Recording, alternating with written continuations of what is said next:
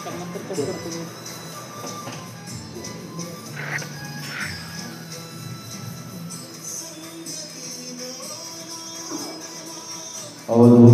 चिंतन श्री गुरुदेव दत्त। गुरुर्ब्रह्मा गुरुर्विष्णू गुरुदेवो महेश्वरः। गुरु साक्षात् परब्रह्म तस्मै श्री गुरुवे नमः। ब्रह्मानन्दं परमसुखदं केवलं ज्ञानमूर्तिं द्वन्द्वातीतं गगनसदृशं तत्त्वमस्यादिलक्ष्यम् एकं नित्यं विमलमचलं सर्वदी साक्षिभूतं भावातीतं त्रिगुणरहितं सद्गुरु त्वां नमामि।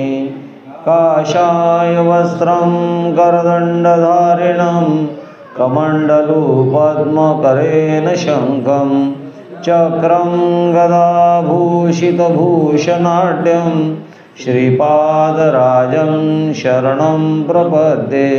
श्रीपादराजं शरणं प्रपद्ये। श्रीपादराजं शरणं प्रपद्ये। जगी जन्मगेवो निसेवक झाला ज्याने सदा वास सेवेत केला। ज्याच्या मुखी सर्वदा सेवा कीर्ती नमस्कार माझा सद्गुरु अरविंद मूर्ती। अरविंद सहचारिणी झाली सतू अरविंद व्रत पूर्ण केले सतू। भक्त भाविक तृप्त झाले तुझ्या दारी नमस्कार माझा माता अन्नपूर्णेश्वरी। अवधूत चिंतन श्री गुरुदेव दत्त। जय गुरुदेव। आज आपण गुरुपौर्णिमेच्या या दिवशी आपण सगळेजण इथे जमलो आणि या ठिकाणी आपण आत्ता श्री दत्तात्रयांचा जो बीज मंत्र आहे त्या बीज मंत्राचं पठण करत आपण यज्ञ केला। आजच्या दिवसाला फार महत्त्व आहे आणि हे आत्ताचं नाही आहे। गुरुपौर्णिमा याबद्दल आपण थोडक्यात पहिले जाणून घेऊया की आजच्या दिवसालाच पौर्णिमा तर दर महिन्याची असते।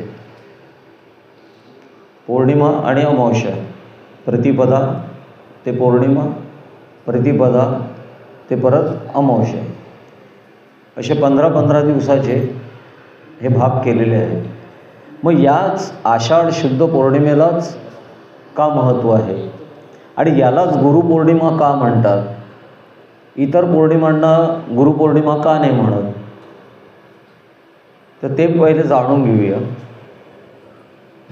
की गुरुपौर्णिमा, गुरु म्हणजे मार्गदर्शक, गुरु म्हणजे मार्गदर्शक, की आपल्याला सातत्याने मार्गदर्शन लागत असतं।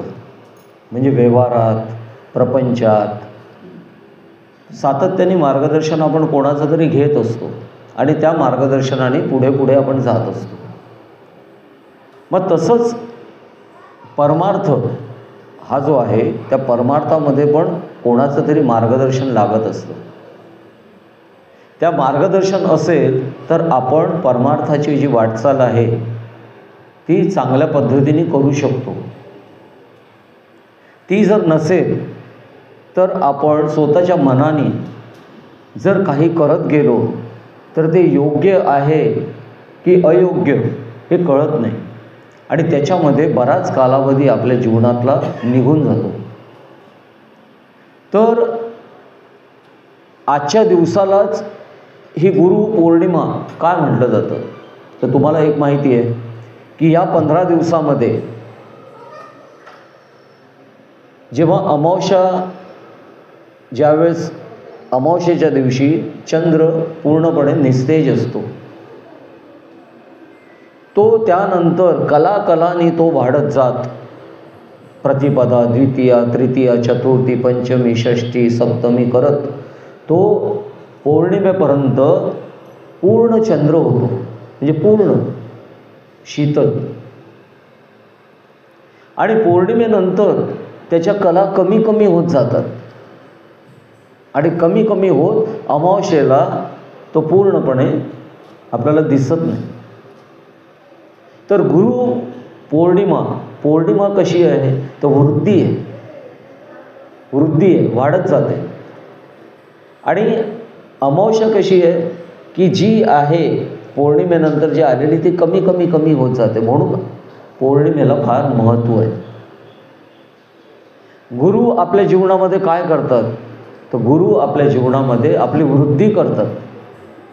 जे आपल्याला माहीत नसतं ते त्यांच्याकडनं आपल्याला कळतं आणि ते कळल्यानंतर आपण त्या पद्धतीने करत गेल्यावर आपली वृद्धी होते म्हणजे वाढ होते.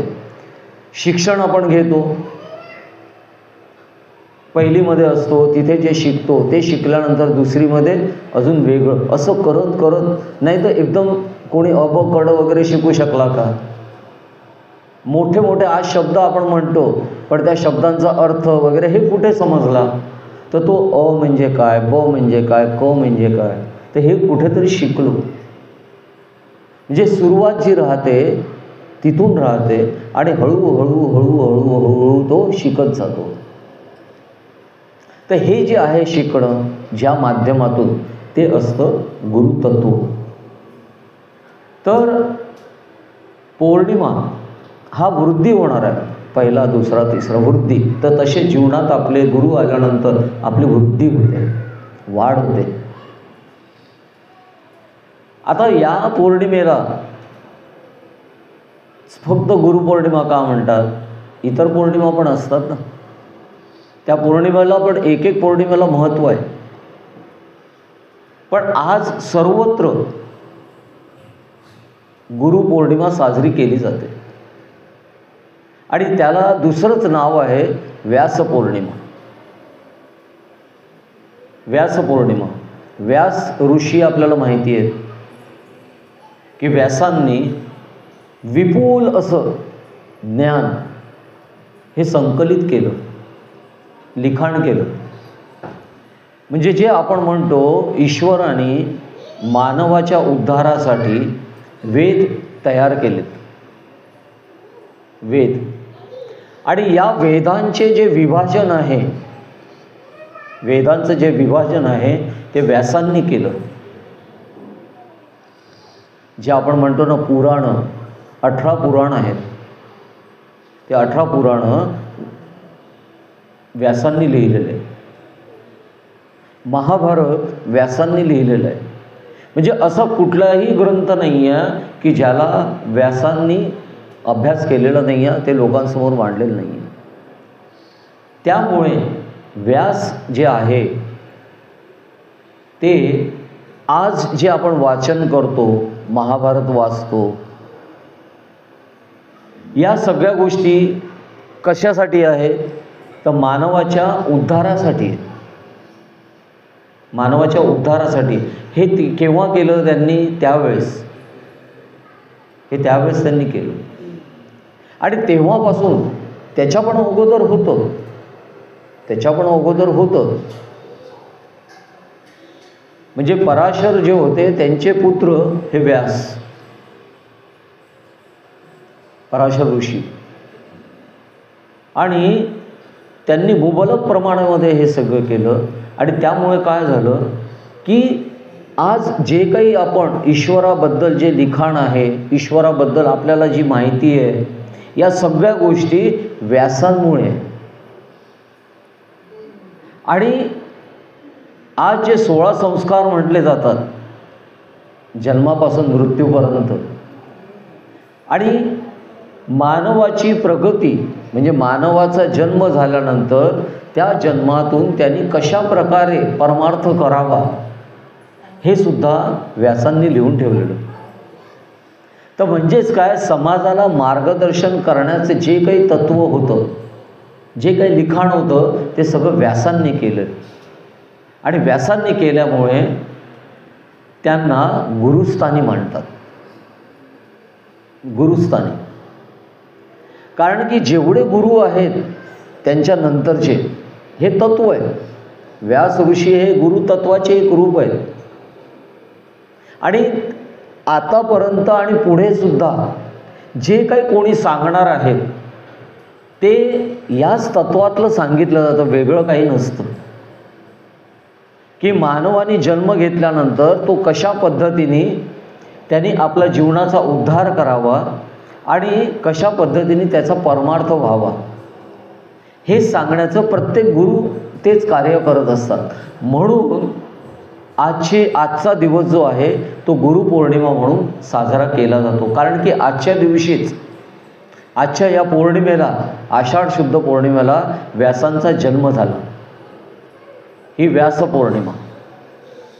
आणि या सगळ्या गुरुतत्वाचे ज्यांच्या माध्यमातून कार्य सुरू झालं, जे मुख्य गुरुतत्व होतं त्यांच्या माध्यमातून व्यासांनी जे लिखाण केलं त्याच्या माध्यमातून लोकांपर्यंत जे घेत जात आहे आज, तर ते मुख्य आहेत व्यास. म्हणून तेव्हापासून व्यास पौर्णिमा ही साजरी केली जाते. त्याच्यामुळे ही जी आहे आषाढ शुद्ध पौर्णिमा ही व्यास ऋषींना समर्पित आहे. तुम्हाला सर्वांना माहिती असेल की आपण व्यासपीठ म्हणतो. व्यासपीठ म्हणजे आता त्याला इंग्लिशमध्ये आपण म्हणतो स्टेज, पण त्याला व्यासपीठ म्हणतात.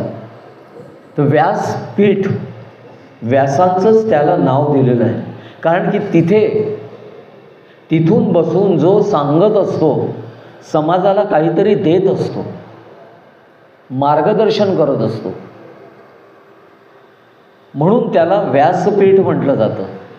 पीठ म्हणजे जसं ज्ञानाचं पीठ आहे, जे विद्यालय ज्याला म्हणतात, अशी जी मांडणी राहते ना ती पीठ, विद्यापीठ म्हणतो ना आपण, की जिथे उच्च ज्ञान दिलं जातं, ज्ञानाचा प्रसार होतो.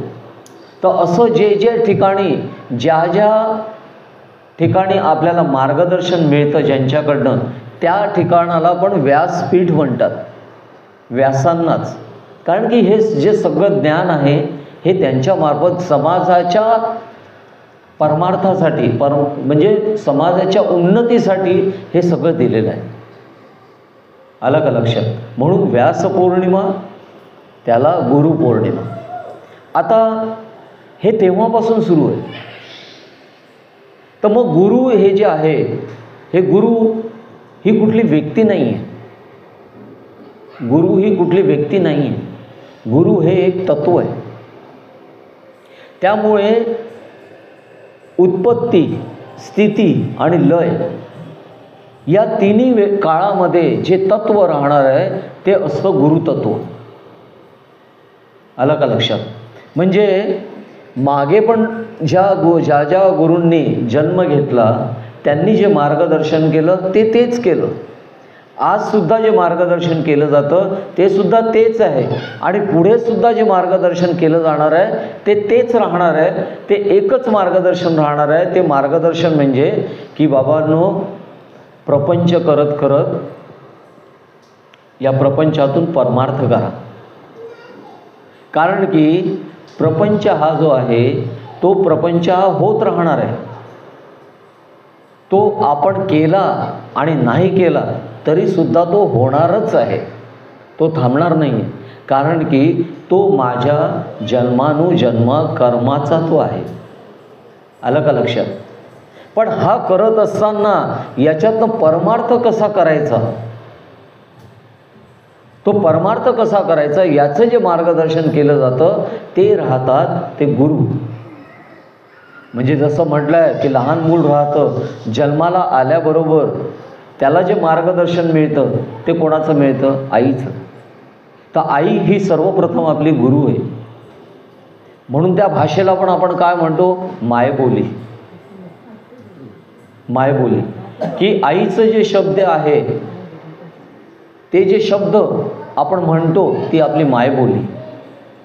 तर प्रथम गुरु कोण असतं? तर ती असते आई, की जी त्या याच्यामध्ये आपल्याला शिकवते की कसं जगायचं. म्हणजे मानवाचा जन्म झाल्यानंतर ती स्टार्टपासून शिकवते खायचं कसं, बोलायचं कसं, काय काय करायचं हे तिच्याजवळून आपण शिकतो. तिच्यासोबत असतो वडील, की ते दोघं जण मिळून त्या मुलाला त्याच्यावर ते संस्कार करत असतात. जेव्हा तो मुलगा सक्षम होतो थोडासा, मग त्यावेळेस त्याला शाळेमध्ये टाकलं जातं. त्या शाळेमध्ये टाकल्यानंतर तिथे जे शिकवतात ते पण आपले असतात गुरु. आता हे जे सर्व आहे, ज्याच्याजवळून आपण जे शिकतो ना, तो आपला गुरु. जे आपल्याला माहीत नाही आहे पण त्याच्याकडनं समजलं तर तो गुरु. ही परंपरा आहे. मग गुरु हा जो आहे, हा गुरु कसा असतो, तर गुरु हा देणारा असतो. गुरु हा देणारा असतो, की त्याच्याजवळ जे जे आहे ते त्याने देत जाणं.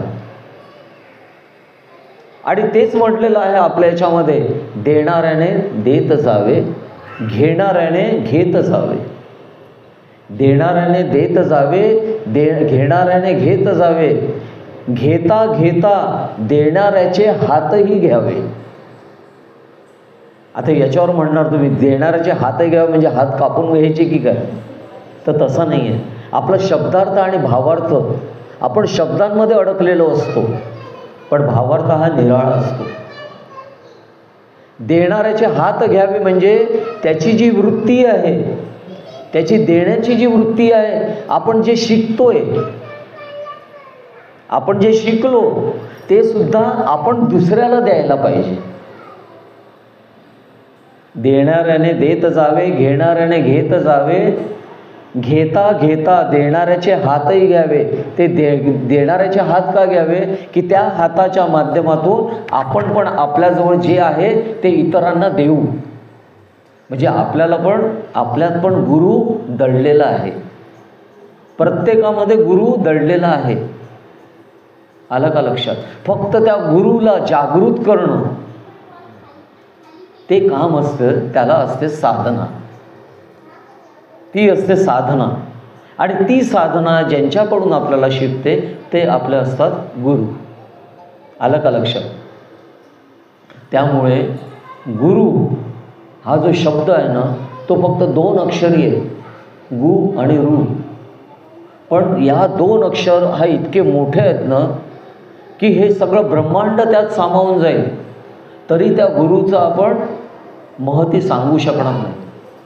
इतकं गुरूंचं महत्त्व आहे. गुरु हा जो गुरु आहे, जसं प्रपंचामध्ये आपल्याला मार्गदर्शन करत, प्रपंचामध्ये आपण त्याच्याजवळ शिकतो आणि काहीतरी कुठेतरी नोकरी करतो किंवा कुठला तरी व्यवसाय करतो, काहीतरी करतो आणि त्याच्यामुळे आपला प्रपंच होतो. म्हणजे हे कोण झाले, तर व्यवहारातलं मार्गदर्शन करणारे गुरु. बरोबर आहे.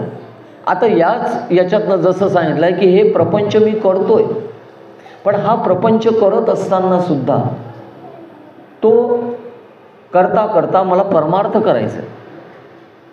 कारण की परमार्थ करण्यासाठी माझं जीवन आहे. माझा जो जन्म आहे तो परमार्थासाठी आहे. आणि परमार्थ म्हणजे काय? परम अर्थ. आपल्या जीवनातला जो सूक्ष्म अर्थ आहे, परम म्हणजे सूक्ष्म, असा जो सूक्ष्म अर्थ आहे तो जाणून घेणं. आणि तो जाणून घेऊन त्याच्यानुसार आपण साधना करत आपण आपल्यामध्ये ते चांगले गुण आपल्यामध्ये ते यावे, तो परमार्थ. आणि हे जे शिकवतात आपल्याला ते असतात अध्यात्मातले गुरु, ते परमार्थातले गुरु. आणि असेच गुरु असतात ना जे, हे गुरु जसं प्रपंचामध्ये आई वडील किंवा जे गुरु आहेत शिक्षणातले, हे गुरु त्या प्रपंचातल्या त्या देहापुरते राहतात. आलं का लक्षात? त्या देहापुरते राहतात. पण परमार्थामध्ये जे गुरु आपल्याला प्राप्त होतात ते जन्मानुजन्मे असतात. म्हणजे एकदा आपल्या जीवनामध्ये जर गुरु आले आणि त्या गुरूंनी आपल्याला अनुग्रह दिला तर त्यानंतर जन्मोजन्मी ते आपल्या सोबत असतात. कारण की ते आपल्याला या परमार्थाच्या वाटेने ईश्वरापर्यंत घेऊन जातात आणि ईश्वराशी एकरूप करतात. म्हणजे ते जसे ईश्वरमय झालेले असतात तसं त्या शिष्याला ईश्वरमय करतात. म्हणून तो जो गुरु असतो ना तो जन्मोजन्मीचा गुरु असतो. आणि असा गुरु जो राहतो ना, असा गुरु लाभणं, लाभणं म्हणतो मी, करणं नाही, लाभणं. तर हा जो लाभणं आहे ना त्याच्यासाठी आपली पूर्वपुण्याई लागते.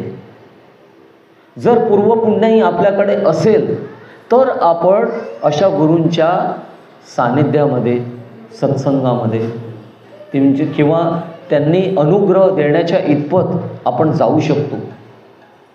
नाही तर काय होतं माहिती आहे का, गुरु आपण करू शकत नाही. लक्षात घ्या, आज जे गुरु करणं ज्याला म्हणतो ना आपण, गुरु करू शकत नाही. कारण की करणं जेव्हा राहतं ना ते माझ्या मनावर आलं. मला वाटलं याला गुरु करावं, मला वाटलं त्याला गुरु करावं, हे प्रपंचात आहे. मला वाटलं हे शिकावं म्हणून मी त्यांच्याकडे गेलो, मला वाटलं ते शिकावं म्हणून मी त्यांच्याकडे गेलो.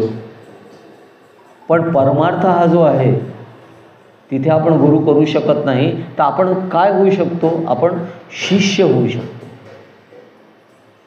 आपण शिष्य होऊ शकतो, गुरु नाही करू शकत. आणि शिष्याचे जे गुण आहे ते आपल्यामध्ये आपण आणू शकतो. शिष्याचे गुण, की शिष्य कसा असावा, आणि असा जेव्हा तो शिष्य होतो त्याची पात्रता वाढते शिष्य होण्याची, त्यावेळेस गुरु आपोआप येतात. गुरु आपोआप येतात आणि ते आपल्याला अनुग्रह देतात. आणि तो अनुग्रह देऊन त्याच्यानंतर मग तो शिष्य झालेला आहे. तो शिष्य झालेला असल्यामुळे त्या गुरूंच्या सानिध्यामध्ये तो राहतो आणि गुरूंच्या सानिध्यामध्ये राहून त्याची प्रगती होते. पण तो शिष्य कसा असावा, बरोबर आहे की नाही? कारण की गुरु आणि शिष्य ही मोठी परंपरा आहे. ते गुरु आणि शिष्य कसे असावे, तर जसं म्हटलं जातं, आपण मच्छिंद्रनाथांचं उदाहरण घेतलं. मच्छिंद्रनाथ, तर डोळ्यासमोर कुठलं नाव येतं, गोरक्षनाथ. रामकृष्ण परमहंस म्हटलं तर डोळ्यासमोर काय नाव येतं, स्वामी विवेकानंद. रामदास स्वामींचं नाव घेतलं तर डोळ्यासमोर कुठलं नाव येतं, कल्याणी. म्हणजेच काय, असे जे शिष्य आहेत, असे जे आहेत ना, हे शिष्याचे गुण आपल्यामध्ये यायला पाहिजे. जसं गोरक्षनाथांची एक उदाहरण आपण घेतलं की गोरक्षनाथ वय वर्ष किती होतं त्यांचं, 12. आता या 12व्या वयामध्ये, 12 वय हे असंच आहे खरोखर, की स्वामी रामदास जेव्हा बाहेर पडले त्यांचं वय होतं 12. गोंदवलेकर महाराज गुरूंचा शोधात निघाले, त्यांचं वय होतं 12. श्रीधर स्वामी निघाले, त्यांचं वय होतं 12. आलं का लक्षात? कारण की त्यावेळेस 8व्या वर्षी मुलगा पूर्ण सुज्ञ होत असे. आणि त्यावेळेस त्याच्या पण अगोदर गुरुकुलमध्ये 8व्या वर्षी घातल्या जात होतं. आणि त्याच्यानंतरचा जो होता तो त्याचा प्रवास चालायचा. म्हणजेच काय, 8 वर्षानंतर त्याची परिपूर्णता यायला लागते. त्याला काय चांगलं आणि काय वाईट हे कळायला लागतो. तर अशा त्या वयामध्ये 12 वर्षाचे गोरक्षनाथ गुरूंची सेवा करत असे. आणि ती सेवा करताना एकदा गुरूंसाठी ते भिक्षा आणायला गावात गेले. आणि गावामध्ये गेल्यानंतर एका गावामध्ये ज्यांच्या इथे भिक्षा मागितली तर ते वडे असतात ना, म्हणजे आपले बटाटे वडे नव्हे, दुसरे वडे, तर ते जे आहे प्रसाद घेऊन जा, उडदाचे वडे, तर ते जे होते ते त्यांनी घेतले, भिक्षेमध्ये त्या स्त्रीने दिले. तर ते घेऊन आले, आपल्या गुरूंना दिले आणि इतर दिलं, तर गुरूंना ते आवडले. आणि ते आवडल्यानंतर ते काय म्हटले की अरे मला अजून जर 2 मिळाले ना, वडे हे खूप छान झालेले आहेत, ते जर मिळाले ना तर मला खूप छान वाटेल. असं गुरूंच्या मुखातून वाक्य निघाल्यावर ते परत त्या ठिकाणी गेले गावात आणि त्यांच्या ठिकाणी जाऊन परत त्या बाईंकडे, माई माझ्या गुरूंना खूप आवडले तुझ्या हातचे हे वडे, तर तू मला अजून 2 देशील का? हा लहान दिसतो. तर ती म्हणायला लागली, अरे तू गुरूंचं नाव सांगत असशील आणि तिथे जातो आणि स्वतःच खात असशील आणि मग सांगतोय की गुरूंचं नाव, की गुरूंना आवडलं. तर नाही म्हणे, माई मी असं करणार नाही, मी असं करणार नाही. तर अच्छा म्हणे, तू असं म्हणतोय तर तू गुरूंसाठी एवढं म्हणतोय की गुरूंसाठी मला, तर तू मला काय देशील, तू मला काय देशील? तर ते बोलले, माई तू जे मागेल मी ते तुला देतो, जे मागशील ते देतो मी तुला. तर गोरक्षनाथांचे डोळे फार सुंदर होते, म्हणजे जसे श्रीपादांचे आहेत असे मोठमोठे टपोरे छान, तर तसे डोळे एकदम छान. आपण पण एखाद्याशी बोलताना डोळ्यातनंच बोलत असतो, आलं का लक्षात? की डोळ्यात त्याच्या बघतो आणि नंतर बोलतो की हा ऐकतोय की नाही. जर त्याला ऐकायचं नसेल ना तर त्याचे डोळे फिरतात आणि ते डोळे फिरल्यानंतर आपल्याला कळतं की आपलं बोलणं याला काही पटत नाही आहे. समजलं का? ते पटल्यानंतर त्या डोळ्यांच्या भाषेने कळतं की याला अजून सांगायचं आहे की नाही सांगायचं आहे. इतकं डोळे बोलके असतात, तिथे बोलायची गरज लागत नाही.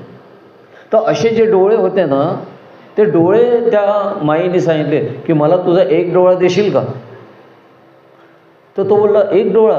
त्यांनी काय केलं, त्यांनी असे बोट घेतले, घातले आतमध्ये, काढला, घे म्हण. ती घाबरली, हे शक्य आहे का? हे शक्य आहे का? हे शक्य नाही आहे, कारण की तो शिष्य होता. आपल्याला इथे जर आपण बोलवलं तर आज गुरुवार आहे, हा मधला वार आहे, मला सुट्टी मिळत नाही, म्हणजे आपल्या डोळ्यासमोर काय येतो? व्यवहार येतो. आपण व्यवहारामध्ये जगत असतो, आपण परमार्थामध्ये जगत नाही.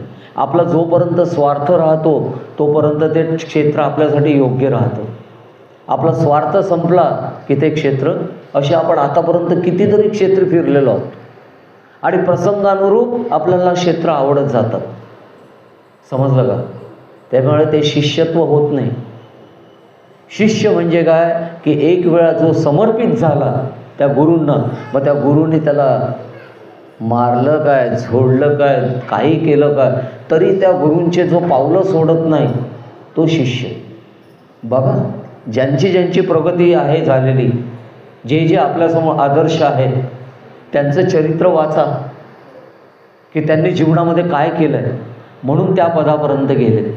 आज तर आपल्याला जर कोणी जर काही बोलला तरी आमचा तिथे अपमान झाला, आम्ही त्या ठिकाणी पाय ठेवणार नाही, हे पण बोलून टाकतो. माझा अपमान. अरे ज्या गुरूंना शरण जायचं आहे, समर्पित व्हायचं आहे, गुरूंचा दास व्हायचं आहे, ज्या ठिकाणी आपण शरण गेलो, त्याचा दास झालो, तिथे स्वतःचं मी काय राहिलं? काय मी आहे? माझा मीच देऊन टाकला ना. मग माझा मी जर गुरूंना दिला आहे तर माझा मी ते गुरु सांभाळतील, काय करायचं? तर ही जेवढे शिष्य आहे ना, शिष्य म्हणजे हे.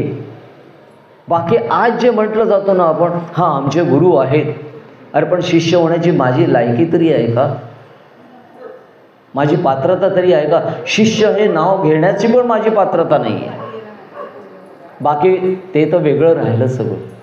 हे प्रॅक्टिकली आपल्याला फक्त काय पाहिजे? गुरु कशासाठी पाहिजे आपल्याला? माझ्यावर कुठला प्रसंग आला की त्यांच्याजवळ जायचं, त्यांच्यासमोर रडायचं, त्यांच्याकडून सद्गुरूंची प्रार्थना करायची, तो माझा प्रश्न सुटला. बस, मला तेवढ्यासाठी, माझ्या प्रपंचासाठीच मला गुरु हवेत, मला परमार्थिक उन्नती करायचीच नाही आहे. परमार्थिक उन्नती मला नकोच आहे, कारण की परमार्थामध्ये त्याग आहे. परमार्थामध्ये त्याग आहे, वेळेचा त्याग आहे, शरीराचा त्याग आहे, मनाचा त्याग आहे. माझ्याकडे जे जे आहे ते सर्व गुरूंना समर्पित करणं हे जे आहे तो त्याग आहे. शेवटी एवढंच नव्हे तर शरीरसुद्धा सद्गुरूंना समर्पित करावं लागतं. आलं का लक्षात? ही जेव्हा पात्रता होते ना तेव्हा शिष्यत्व आहे. आज आपण जे बघतो गुरुपौर्णिमा हे उदाहरण आपण दिलेले आहे तशी, पण आज जे चालू आहे त्याच्यातनं हा दिसतो का आपल्याला भाग?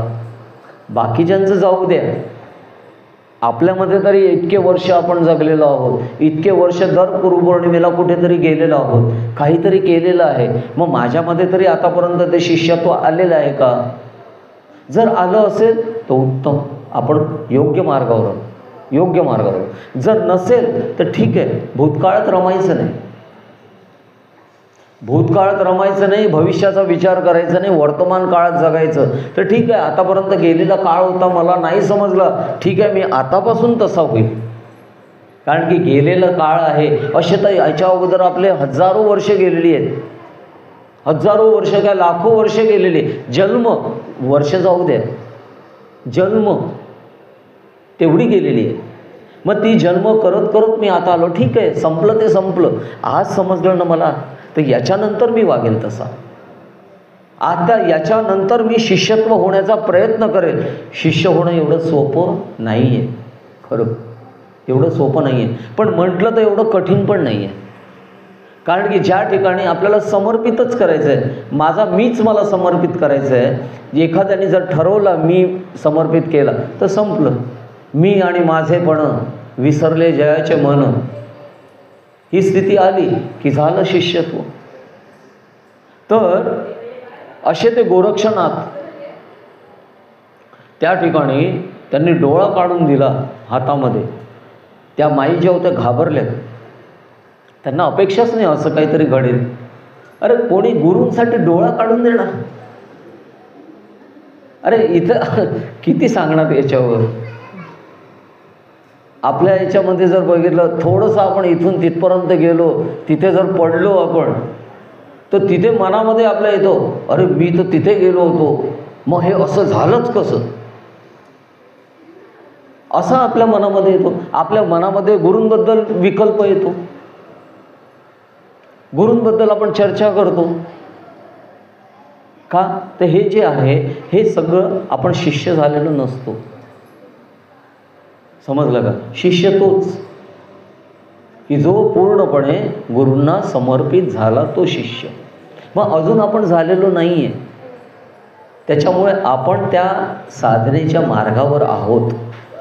आणि हे बदल आपल्याला करावं लागणार, होणार नाही. आपल्याला दरवेळेस अपेक्षा काय असते की चमत्कार घडावा, बस चमत्कार. आणि हा चमत्कार घडला ज्यांच्या आयुष्यामध्ये, त्यांचं आपण वाचन करत राहतो फक्त, की श्रीपाद वल्लभांनी असं केलं आणि तसं झालं. अरे पण ज्याचं झालं त्याची पण काहीतरी पात्रता होती, त्याच्यामुळे त्याच्या जीवनात त्यांनी ते तसं घडवून आणलं. प्रत्येकाचं नाही केलं, पण आपण तेच वाचत राहतो, गुरुचरित्र पारायण तेच करत राहतो. पण त्याच्यामध्ये जे दाखवलेला जो शिष्य आहे तसं आपण होण्याचा प्रयत्न करत नाही. आलं का लक्षात? तर ते जर आपण करायला लागलो आजच्या दिवसापासून, तर खरोखर आपली प्रगती व्हायला वेळ नाही लागत, प्रगती व्हायला वेळ लागत नाही. कारण की ज्या वेळेस आपल्याला समर्पित व्हायचं आहे, आणि ते समर्पित व्हायचं आहे पण कशासाठी, तर त्या आपल्या जो प्राण आहे, जो आत्मा आहे, त्या आत्म्याचं रक्षण फक्त गुरु चांगल्या पद्धतीने करू शकतात. समजलं का? पंचमहाभूताचं जे शरीर आपलं आहे, हे पंचमहाभूताचं शरीर आज न उद्या जाणारच आहे, ते काही राहणार नाही आहे, ते संपणारच आहे. पण या पंचमहाभूताच्या शरीराच्या माध्यमातून मी कशा पद्धतीने परमार्थ करू शकतो हे फक्त तेच सांगू शकतात. आणि तसा परमार्थ जर आपण करत गेलो तर जसा म्हटलं आहे की आत्मा, हे प्रत्येकाला माहिती आहे की आत्मा अमर आहे, आत्मा कधीही मरत नाही, शरीर बदलत जातात वगैरे वगैरे, हे सगळ्यांना तत्त्वज्ञान खूप छान माहिती आहे. पण हे तत्त्वज्ञान जे आहे हे फक्त आपण ऐकण्यापुरतं ठेवलं आहे, कृतीमध्ये नाही आणलं. आणि ज्या वेळेस आपण ते कृतीमध्ये आणू ना, तर खरोखर त्या शरीराचा काय उपयोग करायचा तो आपण करायला लावू. समजलं का? त्याच्यामुळे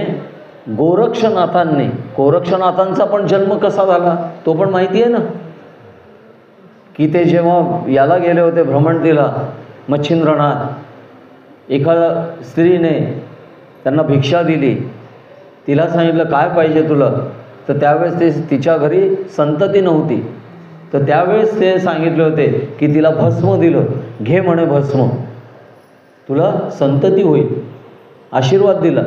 पण विकल्प, देव आराधारी नाही ओळखला, देवासाठी धावत मंदिरी गेला, अशी आपली स्थिती. लोकांनी, आणि परत आपण जसे असतो लोकांना दोष देऊन उपयोग नसतो, आपण तसे आहोत म्हणून आपल्याला लोकांनी सांगितलेलं पटतं. समजलं का? मग तसं त्या स्त्रीला बाकीच्यांनी सांगितलं असं का मूल होत असतं का भस्म टाकून, भस्माने कधी मुलं व्हायला लागली का, वगैरे वगैरे वगैरे. तिला पण वाटायला लागलं की अरे हे काय त्यांनी दिलं असेल, पण जाऊ दे, घरी काही असं माहिती पडलं, हे झालं ते झालं तर काय. तिने काय केलं, ते भस्म त्या ठिकाणी टाकून दिलं, की ज्या ठिकाणी गाईचं शेण एका ठिकाणी जमा करायचे, असा जो खड्डा होता त्या खड्ड्यामध्ये ते भस्म टाकून दिलं. आता रेग्युलर याच्याप्रमाणे सगळं चालू होतं वर्षानुवर्षे, आणि त्या याच्यामध्ये त्या जी गाईचं जे शेण होतं त्याच्यामध्ये टाकत टाकत टाकत असा तो डोंगर सुरू होता त्या ठिकाणी. आणि मच्छिंद्रनाथ 12 वर्षांनी त्या ठिकाणाहून जायला लागले, आणि त्या ठिकाणाहून जाताना त्या बाईला त्यांनी विचारलं कशी आहे, कुठे आहे बाळ, तर ती बोलली की नाही, झालंच नाही. अरे झालंच नाही, माझा शब्द, गुरूंचा शब्द. जसं पहिल्यांदा आपण म्हटलं गुरुर ब्रह्मा गुरुर विष्णू गुरुदेव महेश्वरा, एवढ्या पात्रतेचे ते, आणि माझा शब्द असा येणार नाही म्हणे. तर मग तिला सांगितलं तू खरं सांग काय केलं. त्यांना माहिती होतं पण तिच्याकडून वधून घ्यायचं होतं.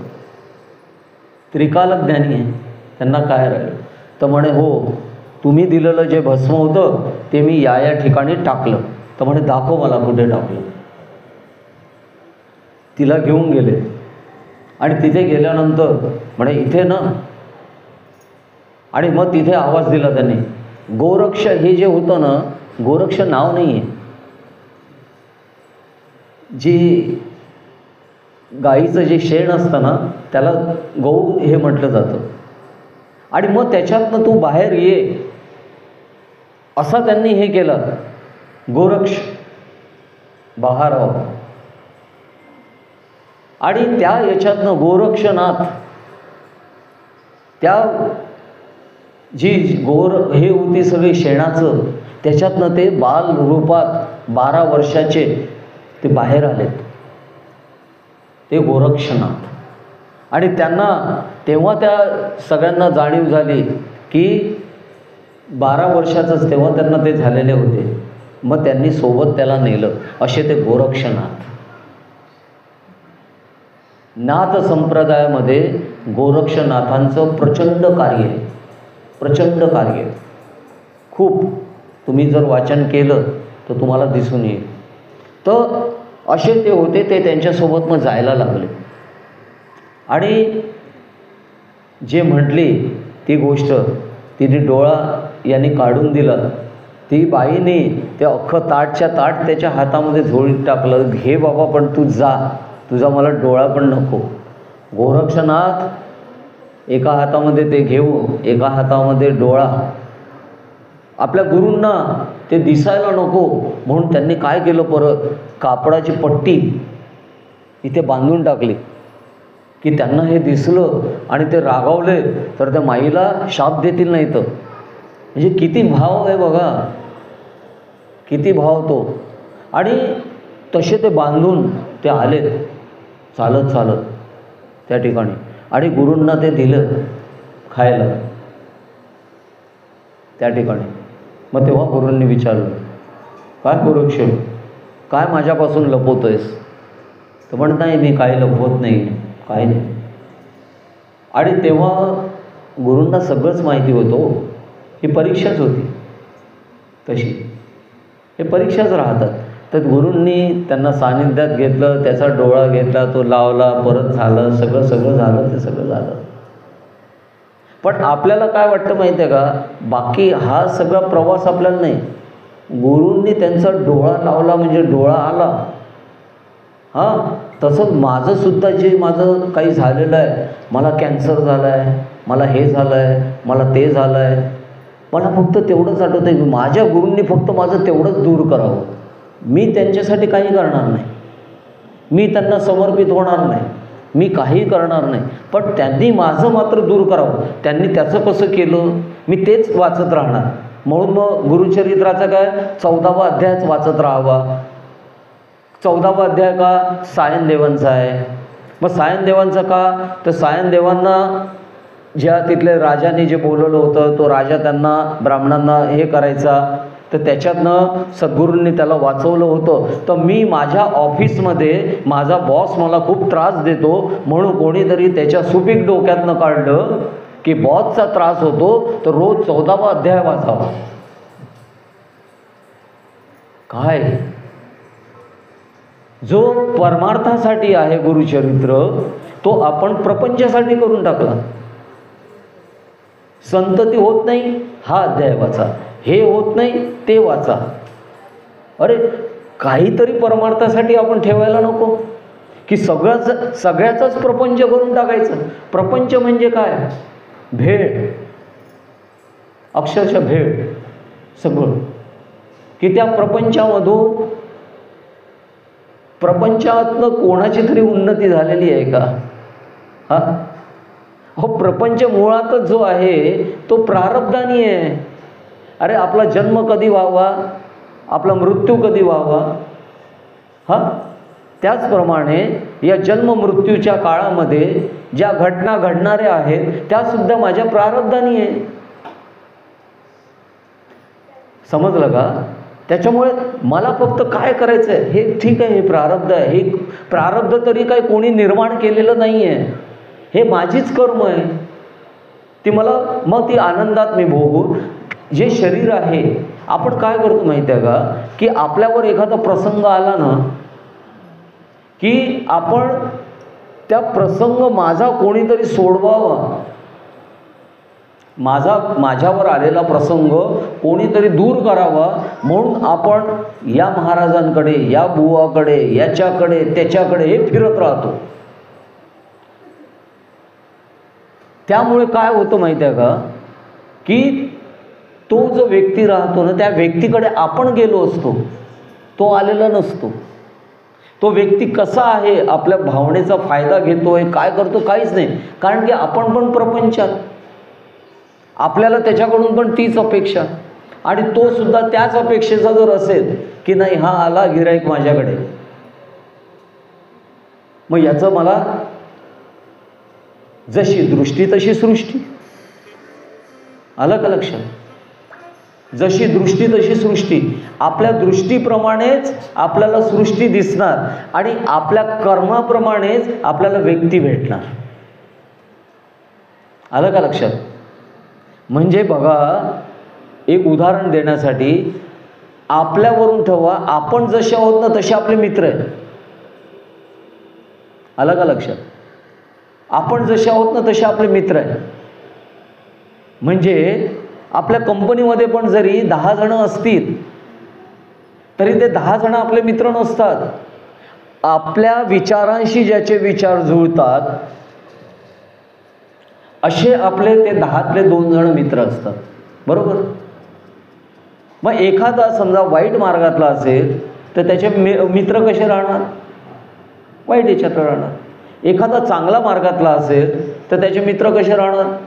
म्हणजे कामावरून सुटल्यानंतर जसं म्हणतो आपण की कामावरून सुटल्यानंतर चांगला मित्र असेल त्याच्या, तर तो जाणार, चल रे आज गुरुवार आहे स्वामींच्या मठात जाऊया. तर दुसरा काय म्हणेल, अरे यार 7:30 वाजले, चल आपण तिथे जाऊया. व्यक्ती संगत ते कशावर आहे? माझ्यावर आहे. आपण दुसऱ्याला दोष देतो किंवा आई वडील वगैरे दुसऱ्याला, नाही हो माझा पोरगा खूप छान आहे हो, पण ते आहे ना त्याचे मित्र खराब आहे, त्या मित्रांमुळे तो वाया गेला. समजलं का? हे आपण म्हणतो, पण तो वाया गेला त्या मित्रांमुळे नव्हे, त्याच्यामुळे वाया गेला आहे. समजलं का? त्याच्यामुळे दोष जे आहे ना ते दुसऱ्याला देण्यापेक्षा स्वतःमध्ये चिंतन करा. आणि हे चिंतन जे सांगतो ना, हे जे करण्याची जे सांगतो ना, तो परमार्थ. म्हणून आपण इथे सांगतो की आपण इथे कुठले प्रश्न सोडवत बसत नाही प्रपंचातले. अरे जो प्रश्न निर्माण झालेला आहे तो सुटणारच आहे, मग त्याच्यासाठी साधना कशाला खर्च करावी? एक तर आपण साधना करतो किती? रोज सकाळी त्या 24 तासातले त्या आपण विश्वासाठी नामस्मरण, अण्णांनी 51,000 कोटी रामनामाचा संकल्प सोडलेला, त्याचा आपण समूह केला.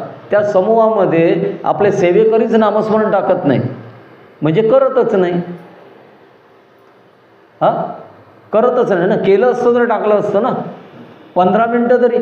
मग आपल्याला 24 तासातले ईश्वरासाठी 15 मिनटं पण नाही दिसत, मग आपण काय अपेक्षा करतो त्याच्याकडनं? की माझ्या जीवनामध्ये दुःख येऊ नये, माझ्या जीवनामध्ये हे होऊन मी काहीच करत नाही आहे. अपेक्षा काय? त्याच्यामुळे स्वतः चिंतन करा. आपण स्वतः चिंतन केलं ना तर लक्षात येईल की आपण कसे आहोत. आपण जर सात्विक झालो तर आपल्याला सात्विकच येऊ. आलं का लक्षात? तर हे जे आहे ना, हेच मूळ आहे की जे ज्यांनी सांगितलं आहे ते म्हणजे व्यास. आणि तोच आज व्यास पौर्णिमा, हीच गुरुपौर्णिमा. तर असे गोरक्षनाथ प्रत्येकाचं बघा, तुम्ही ज्यांना मानता, तुम्हाला ज्यांचं आवडतं ना त्यांचं चरित्र वाचा. फक्त चरित्र असं वाचा की ज्याच्यातनं तुम्ही त्याच्यासारखे व्हाल. याच्यासाठी वाचू नका की त्यांनी असं केलं म्हणून तसं झालं, तसं केलं म्हणून तसं झालं. असं जर आपण करत गेलो तर आयुष्यामध्ये आपण नुसते दारोदार फिरत राहू, पण कुठेही स्थिर होऊ शकत नाही. सर्व ठिकाणी एकच तत्व आहे, अनेक तत्व नाही आहे, एकच तत्व आहे. मग तो राम असो, कृष्ण असो, परशुराम असो, कोणी असो, किंवा वेगवेगळे गुरु असो, कोणी विठ्ठलाचे भक्त असो, कोणी, हे सगळं तत्व आहे. मला ज्या ठिकाणी जे तत्व आवडलं ना त्या तत्वाशी मी एकरूप व्हायचं. एक साधे सब साधे. आपण सगळं साधायला जातो आणि प्रपंचासारखं त्याचे भेळ करून टाकतो. समजलं का? प्रपंचासारखे त्याची भेळ करून टाकतो. आपल्यामध्ये त्याच्याबद्दल विकल्प यायला लागतात, आपल्याच मनामध्ये. म्हणजे जसं सोमवारी जर गणपतीचं नाव घेतलं, नाही आज तो सोमवार आहे, आज तर शंकराचा दिवस आहे, मग शंकराचंच नामस्मरण करायला पाहिजे. मंगळवारी शंकर चालत नाही, तिथे गणपतीच घ्यायला पाहिजे.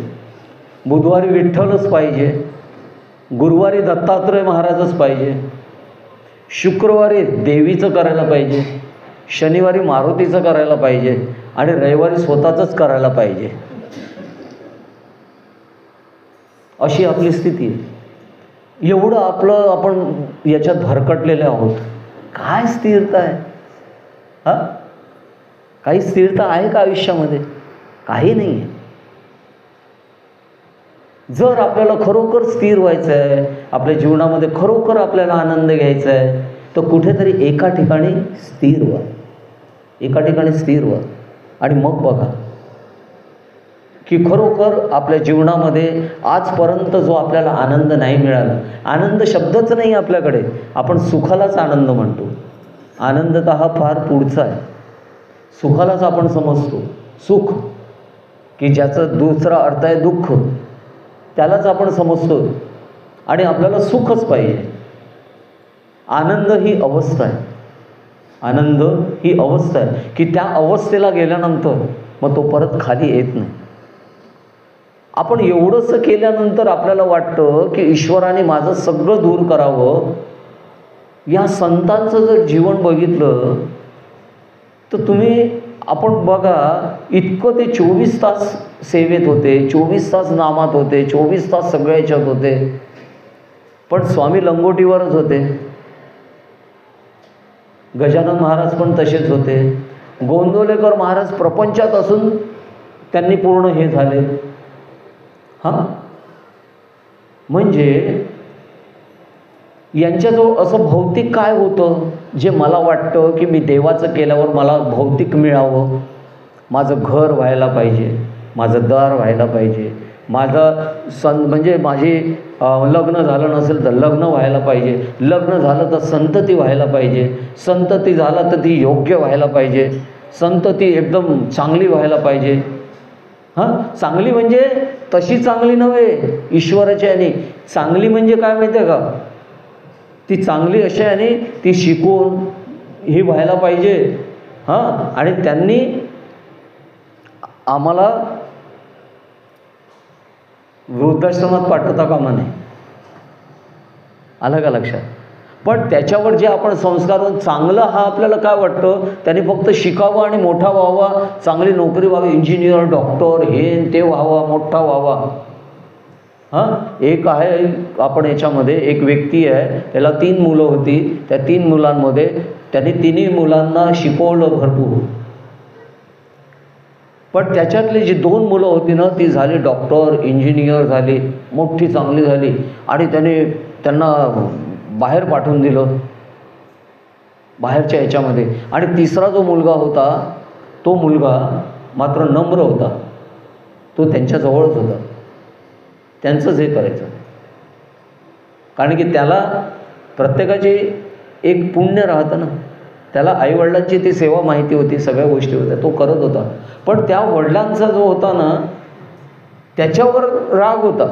अरे बघ माझी 2 पोरं कशी झाली, इंजिनियर झाली, डॉक्टर झाली, तुला पण मी शिकवलं पण तू असाच राहिलास, काही शिकला नाही. असा तो प्रत्येक आलेल्या लोकांना पण सांगायचा, हे बघ हा असलाच, तो इथेच पडलेला आहे, काही हे नाही. एवढंच काय, जेव्हा तो आजारी पडला त्याला हॉस्पिटलला ॲडमिट केलं, शेवटचे त्याचे क्षण होते, त्याच्यामध्ये पण हा पोरगाच त्याचं सगळं करत होता. तरी तो डॉक्टरला काय म्हणतो, एक मुलगा माझा अमेरिकेला आहे, एक ऑस्ट्रेलियाला आहे, अशी आहे तशी आहे, हा मुलगा माझा काही हे नाही झाला. आणि ते 2 मुलं तर त्याच्या कसल्याही कार्यक्रमाला आले नाही, सगळं यांनीच सेवा केली, यांनीच केलं. चांगलं काय मग, ते चांगलं की हे चांगलं? आज मुलांना आपण शिकवतो, सगळ्या गोष्टी करतो, त्याला सगळं हे करतो, आणि त्याला आपल्या याने आपण त्याला पाठवतो. एकच मुलगा असतो आजकाल, असा पण निघून जातो. इथे राहतात, इथे सगळं त्या माणसाचं घडतं. इथले माणसं त्या मुलाला फोन करून सांगतात, अरे तुझ्या बाबाची तब्येत आता एकदम हे झालेली आहे, किंवा ते आता उद्या जाणारच आहे, डॉक्टर बोललेले आहेत. तर तो काय म्हणतो तिकडनं, आत्ता मला यायला वेळ नाही, एक काम करा तुम्ही तिकडेच उरकून घ्या, तुम्ही तिकडेच उरकून घ्या, काय खर्च येतो तो मला सांगा, मी पाठवून देतो. यासाठी त्या मुलावर संस्कार केले. हे संस्कार नाही, संस्कार असते तर असा वागलाच नसता. आलं का लक्षात? म्हणून चांगलं जे आहे ना, चांगला हा शब्द वेगळा आहे. आलं का लक्षात? त्यामुळे जर आपल्याला खरोखर आपल्या जीवनामध्ये आनंद पाहिजे असेल ना, तर आपण कुठेतरी स्थिर व्हायला पाहिजे. आणि आजचा हा जो दिवस आहे गुरुपौर्णिमेचा, हा पौर्णिमेचा जो प्रकाश आहे ना, तो आपल्या जीवनामध्ये यायला पाहिजे. प्रकाश म्हणजे काय, की ज्या ठिकाणी अंधकार असतो त्या अंधकार, प्रकाश आल्याबरोबर अंधकार निघून जातो, बरोबर की नाही? मग गुरु तसे आहे. या चंद्रासारखे शीतल आहे, की जसा अमावस्येचा चंद्र असतो आणि पौर्णिमेचा चंद्र असतो. पौर्णिमेच्या चंद्रामध्ये आपल्याला काय दिसतं? वाट दिसते. अमावस्येच्या चंद्रामध्ये दिसेल का? नाही दिसत. तर तसे गुरु आपल्या जीवनामध्ये आपला जो आहे अंधकार तो दूर करतात आणि आपल्यामध्ये प्रकाश निर्माण करतात. मग असा जो प्रकाश आहे तो आपल्यामध्ये येण्यासाठी ही गुरुपौर्णिमा आहे. हा पौर्णिमा तर आजच्या दिवसापासून आपण संकल्प करायला पाहिजे की ठीक आहे, आतापर्यंत माझं आयुष्य काय गेलं असेल गेलं आहे, याच्या पुढे तर आहे. कारण की आपण जसं सगळ्यांना माहिती असलेलं तत्त्वज्ञान, आत्मा अमर आहे, सगळं आहे. हां, तर मग आत्मा अमर आहे, तो त्याच्यात म्हणजे ज्या ईश्वरामधून त्याची निर्मिती झाली आहे त्यामध्ये जोपर्यंत तो जाणार नाही तोपर्यंत हे चालूच राहणार आहे. राहाडगाडगं चालूच राहणार आहे. पुनरपी जन्म पुनरपी मरणम हे चालूच राहणार आहे, हे काही थांबणार नाही. अरे पण या शरीराच्या निगडीत, जसं आता आमचं ह्या विचारत होत्या तेव्हा, की एवढं माहिती आहे सगळ्यांना, हे सगळ्यांना माहिती आहे, मग माणसाला मृत्यूची भीती का वाटते? हां, बरोबर आहे की नाही त्यांचा प्रश्न? माणूस कशाला घाबरतो? मृत्यूला. म्हणजे बघा, आजकाल लोक कुठे जागा घेतात? हां, तिथे मल्टी स्पेशालिस्ट आहे का आजूबाजूला? हां, तिथे पहिले काय बघायचे पूर्वीचे? हां, तिथे मंदिर आहेत का, म्हणजे ज्या ठिकाणी आम्हाला रोज संध्याकाळी जाता येईल. आता तसं नाही विचारत. त्यांना जर कोणाला म्हटलं ना की नेरळमध्ये जागा घ्या, अरे नेरळमध्ये जागा, अरे तिथे दवाखाना तरी आहे का? पहिले विचारत नाही तिथे मंदिर आहे का, पहिले विचारतात तिथे दवाखाना आहे का. म्हणजे एवढी स्वतःबद्दल गॅरंटी आहे.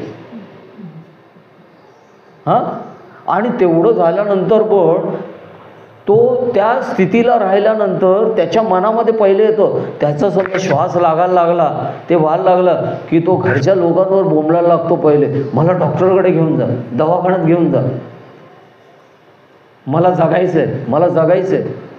आणि एक एक श्वास घेण्यासाठी ती जी धडपड आहे त्याची, ती बघा. हां, ती बघा काय होते, मला जगायचं आहे, मला जगायचं आहे, ही त्याची. आणि जसं म्हटल्याप्रमाणे त्यांनी जर म्हटलं आहे की जसं की ज्याप्रमाणे मरताना जी वासना असते तसा माणसाचा जन्म होतो. मग आपला जन्म कशासाठी आहे? वासनेसाठीच. म्हणजेच काय, भीती का वाटते माणसाला? भीती यासाठी वाटते की माझा परत जन्म होणार. अरे पण परत जन्म होणार, पण आयुष्यभर मी लोकांना जे कापलं आहे ते बघा, फाड. आयुष्यभर लोकांना मी जो त्रास दिला आहे आणि तो त्रास देऊन मी जी बिल्डिंग तयार केली, माझ्या FD तयार केल्या, हां, या प्रॉपर्ट्या तयार केल्या, हां, माझा जन्म होणार. अरे पण माझा जन्म झाल्यानंतर मी ते कुठे वापरणार? आलं का लक्षात? भीती काय वाटते? भीती काय वाटते की हे जे मी वैभव आहे, माझं वैभव, मी मेल्यानंतर हे कुठे मिळणार मला? आलं का लक्षात? आणि परत हे झालं वैभव म्हणजे माझं. मग त्याच ह्याच्यामध्ये त्या शरीराच्या संदर्भामध्ये जेवढी लोक असतात, म्हणजे ती बायको असते, मुलं असतात, मित्र असतात, तो परिवार असतो वगैरे वगैरे, हे सगळं त्या शरीराच्या संदर्भात असतं ना. मग शरीर गेल्यानंतर हे कोणीच नाही, मी एकटाच. हां, हे सगळे थांबणार आणि मी जाणार. आणि मग माझ्या प्रॉपर्टीचे सगळेजण हे करणार. आलं का लक्षात? ते भीती वाटते आणि त्यामुळे मृत्यूचं भय वाटतं. असं जर असतं ना की नाही पुनरपी म्हणजे परत तुमचा जन्म होणार. हां, तुम्ही कोण आहे? गणोरकर. हां, पुढचा जन्म तुम्ही गणोरकर. मग तो म्हणा ओके, काय पुढच्या जन्मात पण आपल्याला हेच भोगायचं आहे, परत हीच प्रॉपर्टी मिळणार आहे. हां, बरोबर की नाही? पण पुढच्या वर्षी मी गणोरकर होणार की धुरी होणार की अजून सावंत होणार, मोडे होणार की जोशी होणार? कोणाला माहिती आहे? हां, त्याच्यामुळे भीतो माणूस. अरे मग जर एवढी भीती वाटते तर कशाला ती कर्म करायची? ज्या कर्मातनं आपल्याला जर त्रास होणार आहे, मृत्यूसमयी मृत्यूची भीती वाटणार आहे, तर मग अशी कर्म माणसाने का करावी की ज्याच्यामुळे त्रास व्हावा? माऊलींसारखं जगावं ना, संतांसारखं जगावं ना. जसं मी सांगतो की मृत्यू म्हणजे काय, जसा हा सांगितलेला ही भीती, ज्या ठिकाणी भीती असते, भय असते, तो मृत्यू. म्हणजे ज्याचे श्वास सगळे संपले तरी ज्याची जायची इच्छा नाही, तो मृत्यू. ओढून त्याला बस झालं आता तुझं. तरी व्हेंटिलेटर टाकतात नरड्या, तरी त्याचं चालू राहतं, हा जिवंत आहे. व्हेंटिलेटर टाकून करून मग शेवटी डॉक्टर शेवटी त्यांचीच माणसं, बस झालो आता, व्हेंटिलेटर काढा आता, आमचे सगळे कामावर जायचं होत नाही, 8 दिवस झाले इथे बसून आहे, तो आमचा व्यवसाय बुडाला आहे, हे झालं आहे ते झालं आहे, हा इथे आपला झोपला आहे, काढा त्याचं व्हेंटिलेटर. म्हणतात की नाही प्रॅक्टिकली? ही सत्य स्थिती, मी काही वेगळं सांगत नाही आहे, हे आपण अनुभवतो आहे, हे सगळ्या गोष्टी आपण अनुभवतो, पण आपली होत नाही हे सांगतोय मी. तर असा त्या याच्यातनं हे सगळं करत जातो तो, आणि अशा याच्यातनं तो होतो तो मृत्यू, की त्याला जबरदस्तीने घेऊन जातो. आणि मोक्ष त्याला काय म्हणतात? मोक्ष म्हणजे काय? मोक्ष म्हणजे तो ज्ञानेश्वर माऊली, अरे वय वर्ष 17 असताना ज्ञानेश्वरी लिहिली, 17व्या वर्षी ज्ञानेश्वरी लिहिली, आणि 21व्या वर्षी संजीवन समाधी घेतली. आणि म्हणून आज 750 वर्ष झाले तरी माऊली वाटतात आत्ताची आहे. आणि आपला कोणी गेलेला 10-5 जाऊ दे, 2 वर्ष गेलेलं आठवत नाही, कोण गेलं होतं, कुठल्या तारखेला गेला होता हे पण आठवत नाही. आलं का लक्षात? त्याच्यामुळे आपलं आदर्श असावे ते संत. संतांसारखं आपलं जीवन कसं होईल, संतांसारखं आपलं कसं हे होईल, हे जेव्हा आपण करू ना, कारण की जशी दृष्टी तशी सृष्टी, हे सत्य. जे आपण बघणार तसंच वागणार. टी व्हीवर सत्संग चॅनल पण आहे आणि दुसरे चॅनल पण आहे. प्रत्येकाच्या हातात आता तो टी व्ही राहायला राहा, आता तो मोबाईलच हातात. एकट्यामध्ये काय बघतो आणि 4 चौघात काय बघतो त्याचंच त्याला माहिती. हे प्रत्येकाचं हे. आणि हा अध्यात्म जे आहे ना, परमार्थ आपला आहे, स्वतःचा आहे, मी आणि माझं, त्याच्याशी दुसऱ्याशी काही घेणं देणं नाही. समजलं का? मला जर माझी प्रगती करायची आहे ना, तर ती मलाच करावी लागणार आहे. समजलं का? त्यामुळे आपली जर आपल्या आयुष्यामध्ये प्रगती करायची असेल, खरोखर आपल्या जीवनामध्ये आनंद पाहिजे असेल, तर कुठेतरी आपण शरण जायला पाहिजे. आणि ते चरणसुद्धा तसेच हवे की ज्यांचे चरण बघितल्यावर आपलं आचरण सुधरेल, असे चरण हवे. नाहीतर समाजामध्ये भरपूर चरण आहेत. समजलं का? तुम्हाला सगळंच माहिती आहे, कारण की तुम्ही ज्ञानी आहात. समजलं का? त्याच्यामुळे कुठे लीन व्हायचं, कुठे हे करायचं हे सगळं कळतं. फक्त आपला स्वार्थ जर बाजूला गेला ना, तर स्वार्थ आपला बाजूला गेला ना, तर ज्या ठिकाणी आपण लीन होणार ना, त्या ठिकाणी आपली आध्यात्मिक प्रगतीच होणार. लक्षात घ्या. कारण की ते तत्व आहे. ते तत्वाशी जर आपण एकरूप झालो तर हे तत्व आहे ना, आपल्याला कधीही अंतर देत नाही. ते तत्व आपल्याला योग्य ठिकाणीच घेऊन जातं आणि त्या योग्य ठिकाणीच आपल्याला साधनेसाठी प्रेरक ठरतं. आलं का लक्षात? फक्त त्या ठिकाणी पाहिजे काय? निरपेक्षता आणि निस्वार्थता. या 2 गोष्टी जर आपल्या आयुष्यामध्ये असतील तर आपण आपली आध्यात्मिक उन्नती करू शकतो. पण या 2 ठिकाणं नसेल, जिथे अपेक्षा असेल आणि स्वार्थ असेल, तर आपण सुद्धा त्या अपेक्षांच्या ठिकाणीच जातो आणि स्वार्थाच्या ठिकाणीच जातो आणि तिथे आपल्याला त्रास होतो आणि आपण ते स्थान सोडतो. आलं का लक्षात? कारण की फार मी स्पष्टपणे सांगितलेलं आहे. नाही तर आजच्या दिवशी तर खूप छान छान प्रवचनं होतात, पण मी ते सांगून काय उपयोग आहे? छान पण आपल्याला स्वतःला चिंतनाला आपण प्रवृत्त होणं, मी काय आहे, आणि हे ज्या दिवशी माझ्या मनामध्ये येईल ना, तोच माझा गुरुपौर्णिमेचा दिवस, तोच गुरुपौर्णिमेचा दिवस. आणि असा जो आपल्या जीवनामध्ये आला तर झालं, प्रगती आपली झाली. त्याच्यामुळे आजच्या याच्यामध्ये मी जे काही सांगितलं असेल त्याच्यातलं तुम्हाला जे पटणारं नसेल ना ते सोडून द्या, पण जे काही पटलं असेल ना ते आचरणात आणा आणि स्वतःची अनुभूती स्वतः घ्या. कारण की साखर किती गोड आहे हे कितीही जरी सांगितलं तर पण आपण स्वतः जोपर्यंत खात नाही तोपर्यंत आपल्याला साखरेची गोळी कळणार नाही. तर आपल्याला ती साधना करावी लागेल, त्याच्यासाठी आपल्याला त्याग करावा लागेल. आज त्याग म्हटलं की लोकांना वाटते त्याग म्हटलं हे सांगतात आता पैसे द्या. अरे कसले पैसे? पैसा म्हणजे त्याग आहे का? तुम्ही गेल्यानंतर पण तो दुसरा वापरतो, कसला तुमचा त्याग आला? त्याग म्हणजे काय आहे की जे माझं आहे ते त्याग करणं. पैसा वगैरे तर हे तर बाहेरचंच आहे सगळं. माझं काय आहे? माझं मन, माझ्या मनाचा त्याग व्हायला पाहिजे. ज्या शरीराला मी माझं म्हणतो हा शरीराचा त्याग व्हायला पाहिजे. माझी बुद्धी त्याचा त्याग व्हायला पाहिजे. हे जर माझं गेलं तर बाकी जे राहिलेलं आहे त्याला काय आहे? पण आपल्याला त्याग म्हटला की पहिले आठवतो कितीची पावती फाडू.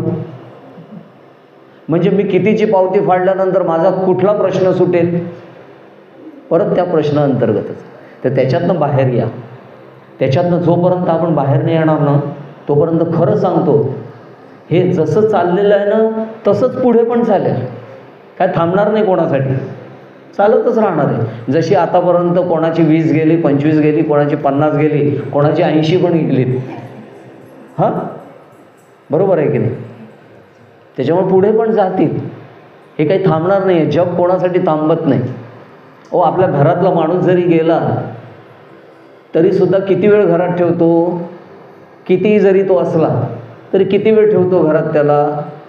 अरे हे नातेवाईक यायचे. लोक विचारायला लागतात, आले का तुमचे नातेवाईक? जायचं का? आहे की नाही? ते सुद्धा अरे अजूनपर्यंत नाही आले, अजूनपर्यंत नाही आले. आणि त्या माणसाचं नाव पण विसरतात. बॉडी नाव पण नाही त्याला, जे आयुष्यभर. परत त्या बॉडीवरचं जेवढं आहे सोन्याची चेन वगैरे वगैरे वगैरे सगळं काढून पहिलेच आतमध्ये माणसं येण्याच्या अगोदरच, की लोकांसमोर कसं काढणार? म्हणजे इतका हे आहे, समजलं का? त्याच्यामुळे आहे ना कोणी कोणासाठी थांबत नाही आणि आपण पण कोणासाठी थांबत नाही आणि आपण थांबणार पण नाही. आपली जेव्हा आहे शेवटचा श्वास तो घेणार आपण आणि परत दुसऱ्या ह्याच्यात जाणार. परत आपण भेटणार पण माहिती नाही पडणार. समजलं का? आज कसं आहे ना, परत थोडा वेळ झाला चालेल ना? नाही, कारण की काय माहिती आहे, मी बोलायला लागलो की भांडण नसतं. मग काय असं भूक लागते, मग तिकडनं आवाज येतो बस झाला आता. तर ते बोलायला खूप आहे. कारण की हे कशासाठी माहिती आहे का? की कुठेतरी काहीतरी पटावं. उदाहरणं का देतो आपण? काहीतरी कोणाला तरी पटावं त्याच्यासारखं. मग त्याला ते जाणीव झाली, अरे इथे जाणीव झाली ना, अरे आपण असे वागतो. हे वागणं आतापर्यंत कोणी सांगितलेलं नाही आहे, पण आज माहिती पडलं. ठीक आहे, आता आपण असं वागणार नाही. हे त्यांनी ठरवलं तर होऊ शकतं. बाकी तुम्ही त्या पोराला किती मारा, बदडा, सगळं करा, पण त्याला बाहेर काढलं की तो त्याच वाटेला जातो. तो जोपर्यंत ठरवत नाही. तसंच आपलं मन आहे. त्यांनी ठरवलं ना तर करणार. नाही तर देव पण येऊ दे इथे, देवाने पण सांगू दे. आता समजा दत्तानंद महाराज आले छानपैकी, मस्त सगळ्यांना आशीर्वाद वगैरे. आपण काय म्हणू त्याला? अरे हे काय आपलं लावून वगैरे कुठून तरी आलेत. कारण की देव बघितलं आहे कोणी? देव कोणी बघितलं आहे का? त्याचं भजन पण आहे, देव पहायची गेलो आणि देवची झालो. आता जो देव बघायला गेला तो देवच झाला, मग देवच झाल्यानंतर तो देव आहे कसा सांगणार? बरोबर आहे की नाही? मग आपण कोणाला पाहिलं आहे? गुरूंना बघितलं आहे. आपण गुरूंना बघितलेलं आहे. मग गुरूंना बघितल्यामुळं काय माहिती आहे का, गुरु ओरडलेले आहेत, रागावलेले आहेत, मारलं आहे, सगळं केलं आहे. त्याच्यामुळं कसं आहे माहिती आहे का, की असा गुरु जेव्हा असतो ना आपला, की जो आपण चुकतो तेव्हा तो सांगतो हे चुकीचं करतोयस, असं करायचं नाही, तर तो लक्षात राहतो. पण आपल्याला असे गुरु नको.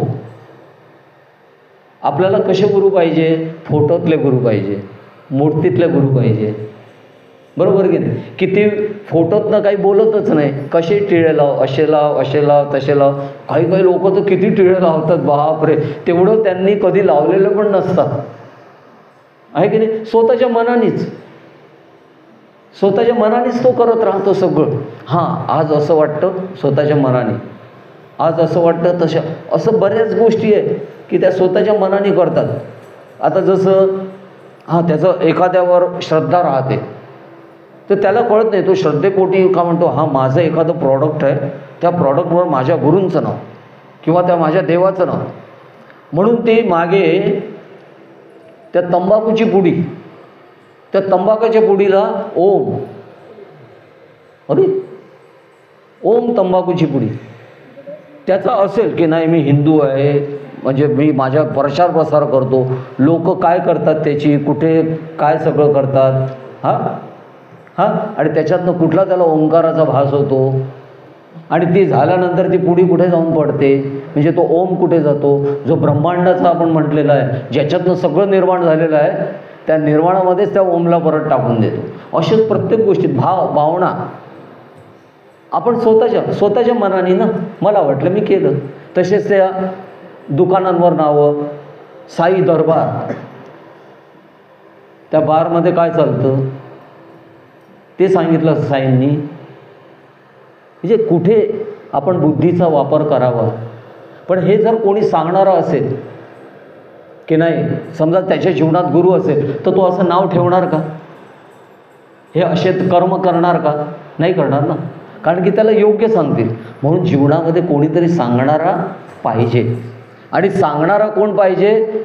जसं माझं हे पंचमहाभूताचं आपलं शरीर आहे, पंचमहाभूतापासून तयार झालेला, तसंच पंचमहाभूताचं शरीर असलेला गुरु पाहिजे, की जो बोलतो, ऐकतो, आपल्यासोबत जेवतो, सगळं आपल्यासारखं. समजलं का? आणि असा जेव्हा गुरु राहतो ना, मग त्याला पण आपण गुरु पाहिजे, म्हणजे शिष्य आपण व्हायला पाहिजे पहिले, नाही तर काय सगळं गोंधळच. तर असा गुरु असेल तर मग अशा गुरूंना आपण बघितलेलं आहे. मग सद्गुरूंना आपण बघितलेलं नाही आहे, म्हणजे दत्तात्रय महाराजांना बघितलेलं नाही आहे. म्हणूनच ते म्हटलं आहे तिथपर्यंत, गुरुर ब्रह्मा, गुरु विष्णू. ब्रह्माला बघितलं नाही, विष्णूला बघितलं नाही, शंकराला बघितलं नाही, पण मी गुरूंना बघितलेलं आहे. मग गुरु हा कधी ब्रह्मासारखे माझ्या उत्पत्ती करतात, नवी ज्ञानाची उत्पत्ती करतात, माझं पालन करतात. या सगळ्या मी वाईट याच्यातनं जे आहे, आपण काय म्हणतो गुरुर ब्रह्मा गुरुर विष्णू, म्हणजे गुरु हा ब्रह्म आहे, विष्णू आहे, लय आहे, आपण आपल्या डोळ्यासमोर तेच. पण खरा त्याचा अर्थ काय आहे? गुरुर ब्रह्मा, तर ब्रह्म काय करतो? उत्पत्ती. मग आपल्यामध्ये गुरु काय करतात? उत्पत्ती कसली निर्माण करतात? परमार्थाची, मोक्षाची. मग ते कसे आहेत? उत्पत्तीकारक कोण आहे? ब्रह्म आहे, म्हणून ते गुरु ब्रह्म आहे. म्हणजे निर्माण झालेलं आहे या सगळ्या याच्यामध्ये, भूलोकामध्ये आपलं रक्षण करतात, की आपण वाईट मार्गाला जाऊ नये, आपण योग्य मार्गावर राहावं, आपलं पालन करतात. मग पालन करण्याची जबाबदारी कोणाची आहे? विष्णूची आहे. म्हणून गुरु विष्णू. आणि जे माझ्यामध्ये वाईट आहे, जे माझ्यामध्ये वाईट आहे, त्या वाईटचा लय करतात, संपवतात. लय करण्याची जबाबदारी कोणाची आहे? तर शंकराची. म्हणून गुरुर ब्रह्मा गुरुर विष्णू गुरुदेवो महेश्वर. पण आपल्या डोळ्यासमोर काय येतं आजपर्यंत? गुरुर ब्रह्मा, ब्रह्मदेव, जे आपण ठरवलेले, बघितलेले नाही. बरोबर की नाही? आणि मग नंतर मनात ते पण येतो, अरे आपण गुरूंना म्हणतो गुरुर ब्रह्मा गुरुर विष्णू, मग एवढे देव आहेत, मग यांना एवढा त्रास का? हां, मग आपले पण जे गुरु असतात किंवा आहे ना, शरीर धारण केलेलं आहे, शरीर धारण केलेलं आहे तर पंचमहाभूताचं जे शरीर आहे तर त्याचा तो त्रास तो होणारच. हां, मग प्रत्येक जे संत होते, मग रामकृष्ण परमहंस यांना कॅन्सर का होता? हां, लोकांच्या मनामध्ये, अरे जर ते स्वतःचा नाही बरा करू शकले तर मग लोकांचा काय करतील? अरे पण ते बरे करतात हे कोणी सांगितलं? आलं का? आपले विकल्प, हे सगळे विकल्प, की तो ब्रह्म आहे, विष्णू आहे, महेश आहे, म्हणजे त्याने असं छू केलं की सगळंच व्हायला पाहिजे. कारण की आपण बघितलेले आहे, सिरियल बघितलेले आहे, सगळ्या गोष्टी बघितलेल्या आहे, म्हणून आपल्याला गुरु पण तसाच वाटतो की तो यावा, त्याने असं करावं म्हणजे होऊन जाणार. आणि तसं नाही झालं, हा गुरु ब्रह्मा वगैरे नाही आहे, हे नाही आहे, दुसरं गुरु कोणता तरी. आलं का? हे सगळे मानसिकता आहे. त्या मानसिकतेमधून आपण बाहेर यायला पाहिजे. समजलं का? गुरुर ब्रह्मा गुरुर विष्णू हा खरा अर्थ त्याचा आहे. म्हणून आपले गुरु जसे आहेत ना, तेच आपले संपूर्ण आहेत. आणि काय करतात? तर ज्ञानाची उत्पत्ती करतात, आपलं पालन करतात की आपण योग्य मार्गावर, आणि आपल्यातले जे दृष्ट जे आहे, वासना ज्या आहे, ज्या सगळ्या आहे त्याचा लय करतात. आणि असे जे असल्यामुळे गुरुर ब्रह्मा गुरुर विष्णू गुरुर देव महेश्वरा, गुरु हा साक्षात परब्रह्म आहे. कारण की परब्रह्म म्हणजे काय? गुरुतत्व आहे. आणि गुरुतत्वाने काय केलेलं आहे? तर या ब्रह्माची उत्पत्ती केलेली आहे, ब्रह्माचं पालन केलेलं आहे, आणि या ब्रह्मांडाचं लयसुद्धा तोच करणार आहे. म्हणून असा जो आहे त्या गुरुतत्वाचा हा जो आहे स्वरूप आहे. म्हणून आपण म्हणतो सर्व संत महात्मे अवतारी पुरुष हे सर्व गुरुतत्व आहे. म्हणजे जे मोठ्या व्यापक स्वरूपामध्ये जे चालू आहे ना, तेच आहे आपले गुरु आपल्या शिष्यांमध्ये करतात. आलं का लक्षात? त्यांच्यामध्ये उत्पत्ती स्थिती लय, एवढं जरी आपण जाणून घेतलं ना, तर बघा आपल्या जीवनामध्ये आपली प्रगती खूप छान होईल. आलं का लक्षात? सांगण्यासारखं खूप काही आहे, भरपूर आपण बोलू शकतो, सगळं करू शकतो. फक्त अध्यात्म करताना भावनेपोटी करू नका, भावपूर्ण करा. भावपूर्ण भावना म्हणजे काय राहतात, की मी असं केलं तर तसं होईल का, तसं केलं तर तसं होईल का, या सगळ्या भावना आहेत. आणि भावनेपोटी दुःख आहे. म्हणून देव काय म्हणतो, देवाला आपण काय म्हणतो, देव हा भावाचा भुकेला, भावनेचा नाही म्हणत. भाव म्हणजे काय? भाव हा परिपूर्णता आहे. म्हणून जे जे आपण करतो ना ते भावपूर्ण करावं. भावामध्ये अपेक्षा नाही आहे, स्वार्थ नाही आहे. आलं का लक्षात? परत परत फिरून आपण तिथेच येणार. आता आपण थांबूया. आता फक्त भावपूर्ण आजच्या गुरुपौर्णिमेच्या दिवशी आपण 2 मिनटं नामस्मरण करूया. भावपूर्ण पाहिजे, पण भावनेपोटी नको. आणि तसं नामस्मरण करूया, त्याचा आनंद घेऊया, आणि नंतर मग आपण पुढचा प्रसादाला हे करूया. अवधूत चिंतन श्री गुरुदेव दत्त. ओम श्री राम जय राम जय जय राम. ओम श्री राम जय राम जय जय राम. ओम श्री राम जय राम जय जय राम. ओम श्री राम जय राम जय जय राम. श्री राम जय राम जय जय राम. ओम श्री राम जय राम जय जय राम. ओम श्री राम जय राम जय जय राम. ओम श्री राम जय राम जय जय राम. ओम श्री राम जय राम जय जय राम. ओम श्री राम जय राम जय जय राम. ओम श्री राम जय राम जय जय राम. ओम श्री राम जय राम जय जय राम. श्री राम जय राम जय जय राम. ओम श्री राम जय राम जय जय राम. ओम श्री राम जय राम जय जय राम. ओम श्री राम जय राम जय जय राम. ओम श्री राम जय राम जय जय राम. ओम श्री राम जय जय राम ओम श्री राम जय जय राम ओम श्री राम जय जय राम श्री राम जय राम ओम श्री राम जय राम ओम श्री राम जय राम ओम श्री राम जय जय राम ओम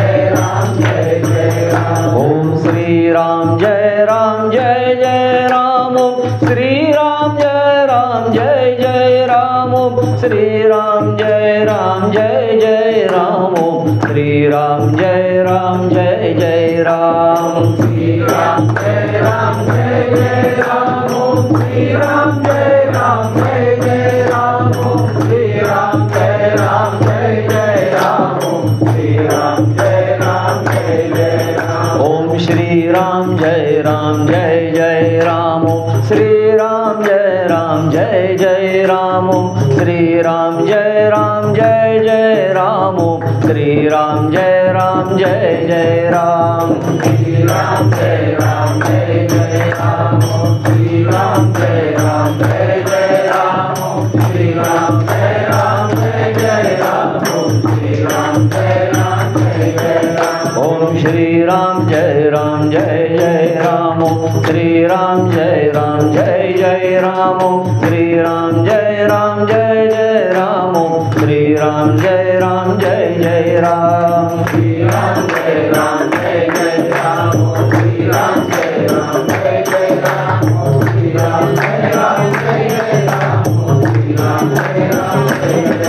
ओम श्री राम जय जय राम ओम श्री राम जय जय राम ओम श्री राम जय जय राम ओम श्री राम जय जय राम श्री राम जय जय राम ओम श्री राम जय जय राम ओम श्री राम जय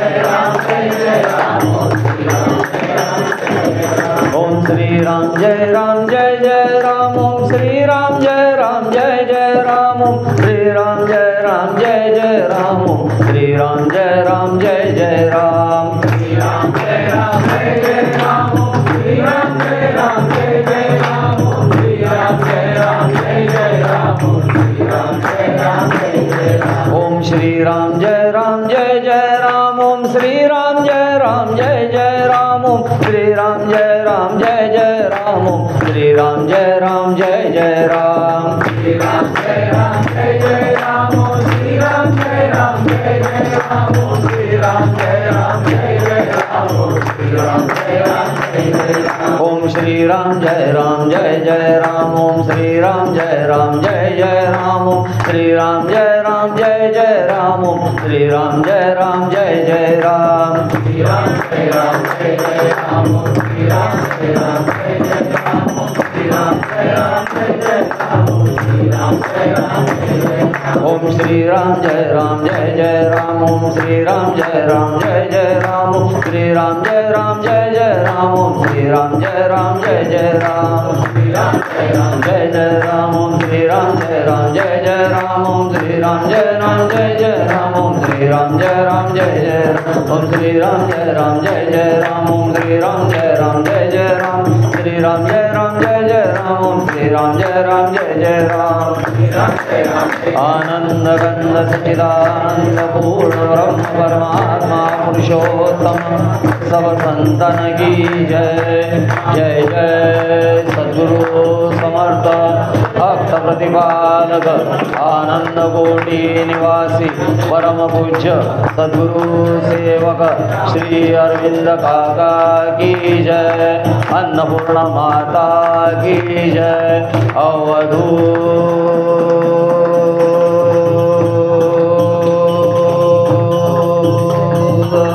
चिंतन श्री गुरुदेव दत्त दत्त दत्त सद्गुरु माय बापा कृपा करा।